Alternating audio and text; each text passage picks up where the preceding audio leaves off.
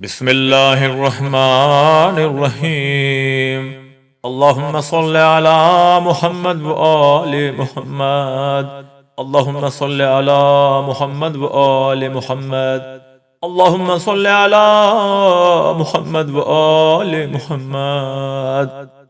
جناب جابر ابن عبداللہ انصاری نے جناب فاطمہ زہرا سلام اللہ علیہا سے یہ نقل کیا ہے، انہوں نے کہا کہ میں نے فاطمہ زہرا سلام اللہ علیہا سے سنا، انہوں نے فرمایا کہ میرے پاس میرے والد بزرگوار رسول خدا صلی اللہ علیہ وآلہ وسلم ایک روز تشریف لائے اور فرمایا تم پر سلام ہو اے فاطمہ۔ میں نے کہا آپ پر بھی سلام ہو۔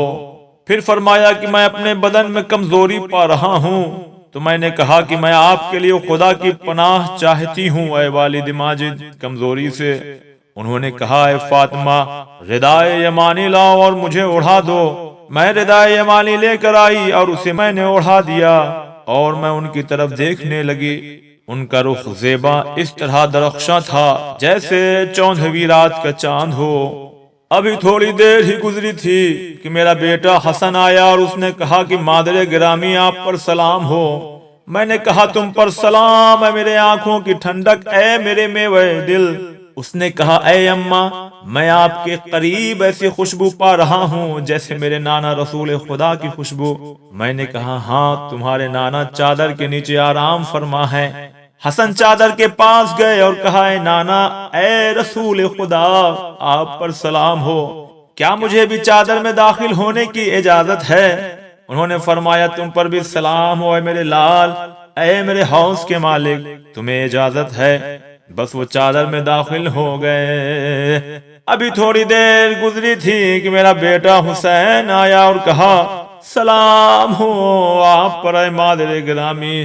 میں نے کہا تم پر سلام ہو اے میرے بیٹے، اے خون کیے چشم، اے میوے دل۔ اس نے کہا اے اماں میں آپ کے نزدیک ایسی خوشبو پا رہا ہوں جیسے میرے نانا رسول خدا کی خوشبو ہو۔ میں نے کہا ہاں بے شک تمہارے نانا اور بھائی چادر کے نیچے ہیں۔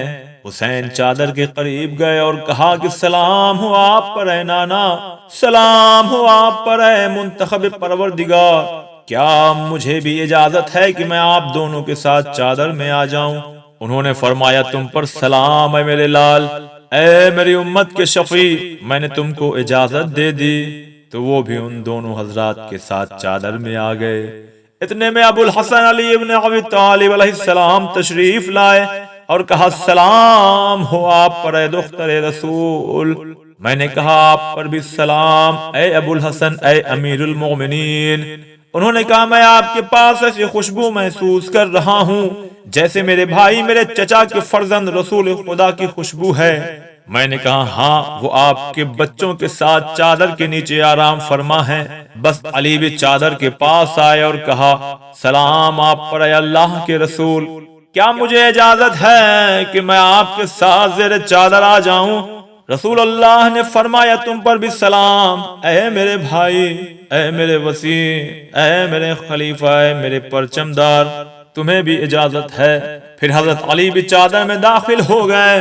پھر میں چادر کے پاس آئی اور کہا سلام آپ پر اے والد بزرگوار، اے رسول خدا، کیا مجھے بھی اجازت ہے کہ میں آپ کے ہمراہ زیر چادر آ جاؤں؟ فرمایا تم پر بھی سلام اے پارے جگر، اے نور نظر، تمہیں بھی اجازت ہے۔ بس میں داخل چادر ہو گئی۔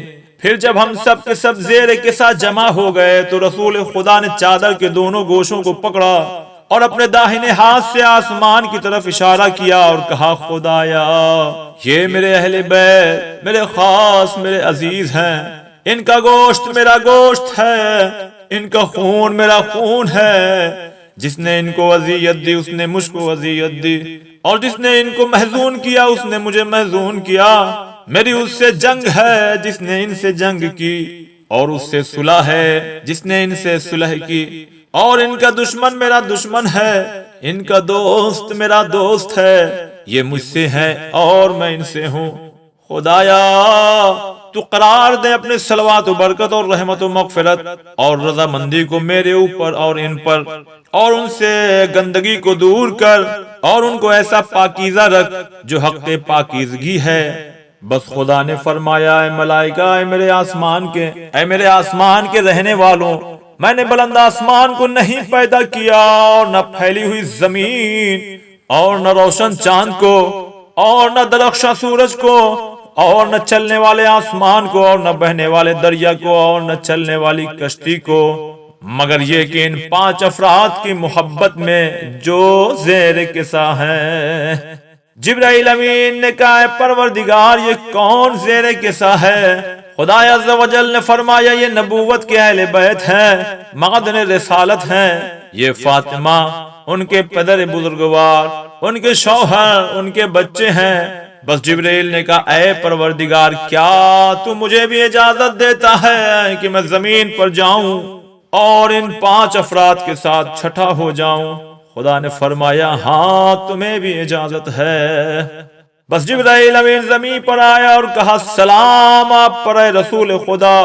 بزرگ و برتر خدا آپ کو سلام پہنچاتا ہے اور محبت اکرام سے آپ کو مخصوص کرتا ہے، اور فرماتا ہے قسم ہے میری عزت اور میرے جلال کی، میں نے بلند آسمان کو نہیں پیدا کیا، اور نہ پھیلی ہوئی زمین کو، اور نہ روشن چاند کو، اور نہ درخشاں سورج کو، اور نہ چلنے والے آسمان، نہ جاری دریا کو، اور نہ رواں دواں کشتی کو، مگر تمہاری وجہ سے اور تمہاری محبت کی وجہ سے۔ اور اس نے مجھ کو اجازت دی ہے کہ میں آپ کے ساتھ زیر قصہ جاؤں، تو اے رسول خدا کیا مجھ کو اجازت ہے؟ فرمایا رسول خدا نے تم پر بھی سلام اے وحی خدا کے امین، ہاں تم کو بھی اجازت ہے۔ بس جبرائیل بھی ہمارے ساتھ زیر قصہ آ گئے، اور انہوں نے میرے والد ماجد سے کہا خدا نے آپ کے پاس وحی بھیجی ہے۔ وہ فرماتا ہے بے شک خدا کا ارادہ ہو چکا ہے کہ اے اہل بیت تم سے گندگی کو دور رکھے، اور تم کو ویسا پاک و پاکیزہ رکھے جو پاکیزگی کا حق ہے۔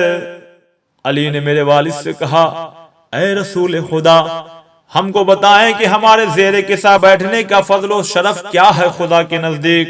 رسول خدا نے فرمایا قسم ہے اس ذات کی جس نے مجھ کو حق کے ساتھ مبعوث کیا نبی بنا کر، اور مجھ کو رسالت کے لیے منتخب کیا، ہماری اس خبر کو زمین کی مجلسوں میں سے کسی مجلس میں ذکر نہیں کیا جائے گا جہاں میرے شیعوں اور محبوں کی جماعت ہو، مگر یہ کہ ان پر رحمت نازل ہوگی، اور ملائکہ ان کے اطراف ہوں گے، اور ان کے لیے استغفار کریں گے یہاں تک کہ متفرق ہو جائیں۔